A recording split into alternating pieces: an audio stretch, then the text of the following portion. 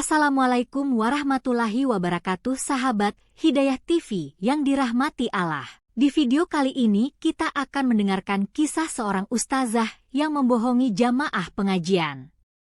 Lidahnya terputus dan bibirnya terbakar saat melakukan ibadah umroh. Penasaran dengan cerita selengkapnya? Tonton video ini sampai selesai agar tidak sesat. Di bawah panas terik matahari Arab, burung-burung berputar di atas Ka'bah, dan suara gemuruh umat yang sedang tawaf berbaur dengan gemerisik angin padang pasir. Di antara lautan manusia yang berjalan mengelilingi Baitullah, Nurhayati berdiri mematung.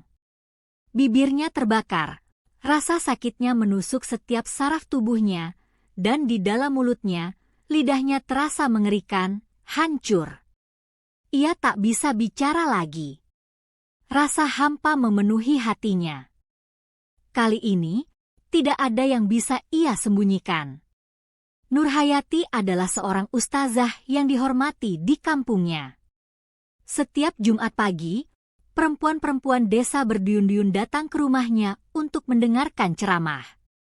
Ia adalah seorang pembicara yang luar biasa, seorang yang pandai menyusun kata-kata dengan indah, mampu membuat orang menangis hanya dengan beberapa kalimat tentang keimanan.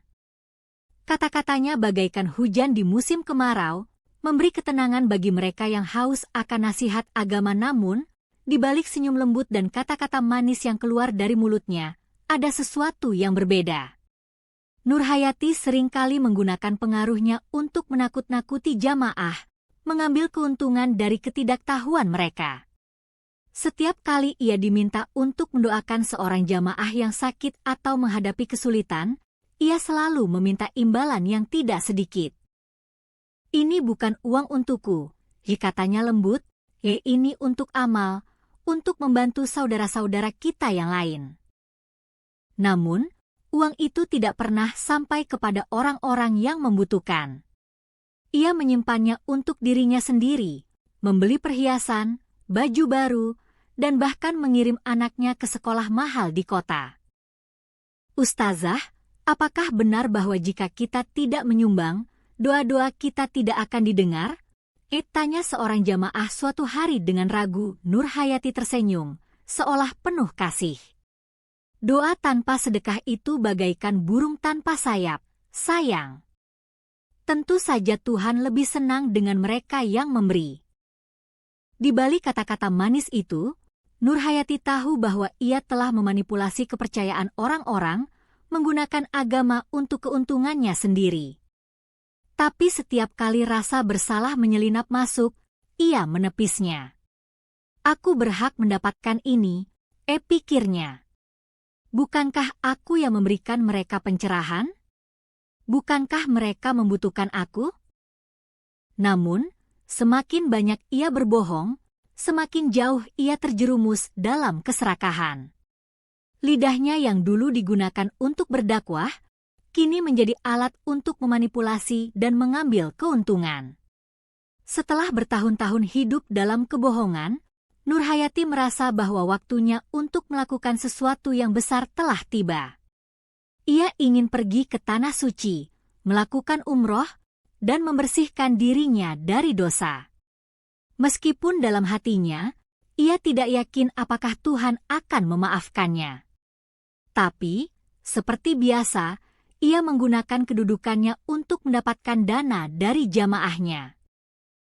"Umroh adalah cara kita mendekatkan diri kepada Allah," katanya dalam sebuah ceramah. "Namun, biayanya tidak murah. Bagi siapapun yang ingin berkontribusi untuk perjalananku, aku akan mendoakan kalian di depan Ka'bah agar semua keinginan kalian terkabul." Beberapa perempuan yang hadir terisak mendengar kata-katanya. Mereka percaya sepenuhnya bahwa ustazah mereka adalah orang suci, dan doa-doanya memiliki kekuatan khusus. Tanpa ragu, mereka menyerahkan sebagian dari penghasilan mereka, yang bahkan lebih sedikit dari cukup untuk memenuhi kebutuhan sehari-hari. Di Tanah Suci, Nurhayati merasakan sesuatu yang berbeda sejak pertama kali ia tiba. Seharusnya, ia merasa tenang, tetapi yang ada hanyalah kegelisahan. Setiap langkah menuju Ka'bah terasa semakin berat. Hati dan pikirannya dipenuhi dengan rasa bersalah yang tak terbendung lagi. Ketika ia berdiri di depan Ka'bah, air mata tiba-tiba mengalir tanpa henti. Ia mencoba mengucapkan doa-doa yang biasa ia panjatkan untuk orang lain. Tetapi kali ini, lidahnya terasa berat, seolah-olah ada sesuatu yang menghentikannya. "Tuhan, ampuni aku," bisiknya, namun kata-kata itu keluar dengan sulit. Bibirnya terasa panas, dan rasa sakit itu segera menjalar ke lidahnya. Ia merasakan panas yang membakar di mulutnya, dan dalam hitungan detik, ia terjatuh ke lantai marmer, berusaha menahan rasa sakit yang tak tertahankan. Di hadapan Ka'bah, bibirnya terbakar, seolah-olah api dosa yang selama ini ia sembunyikan keluar dan melahap tubuhnya. Lidah yang dulu ia gunakan untuk menipu orang-orang kini putus, dan ia tak bisa lagi mengeluarkan suara. Nurhayati menatap ke atas, ke arah langit yang biru tak berawan, tetapi yang ia rasakan hanyalah kehampaan. Ia tidak lagi bisa berbicara, dan ia tahu inilah hukuman yang sebenarnya. Hari-hari berikutnya di Tanah Suci menjadi mimpi buruk bagi Nurhayati. Setiap kali ia mencoba berdoa, tidak ada yang keluar dari mulutnya selain rasa sakit. Ia tidak bisa meminta ampunan, tidak bisa memohon maaf. Hanya air mata yang tersisa. Ia berusaha menghindari tatapan orang-orang di sekitarnya, takut mereka akan melihat keburukan yang tersembunyi di balik penampilannya yang anggun. "Ya Allah, ampuni aku," bisiknya dalam hati. Tetapi dalam keheningan itu, ia tahu bahwa penyesalan ini datang terlambat. Setelah pulang dari umroh, Nurhayati tidak lagi menjadi ustazah yang berbicara di depan jamaah. Ia tidak mampu lagi berbicara. Bibirnya, yang terbakar di depan Ka'bah, telah meninggalkan bekas yang dalam dan mengerikan.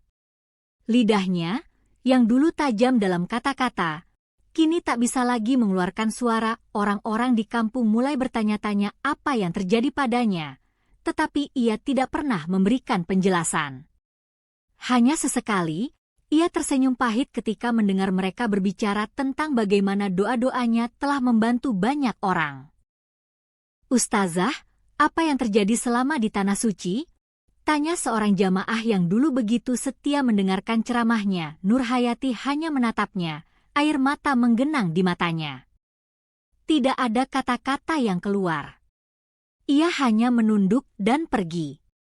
Dalam keheningan hidupnya yang baru, Nurhayati akhirnya memahami bahwa kebohongan tidak pernah bisa disembunyikan selamanya. Di depan Ka'bah, tempat suci yang tak kenal ampun terhadap kemunafikan, ia telah membayar harga atas dosa-dosanya. Kini, tanpa kata-kata, ia menjalani sisa hidupnya dengan penyesalan, berharap bahwa dalam keheningan itu, Tuhan akan mendengar isakan hatinya. Tanpa lidah untuk berbicara, tanpa bibir untuk memanipulasi, Nurhayati akhirnya menemukan kebenaran. Hanya dengan kejujuran seseorang bisa benar-benar mendekat kepada Tuhan. Semoga kisah ini menjadi pelajaran bagi kita semua. Wassalamualaikum warahmatullahi wabarakatuh.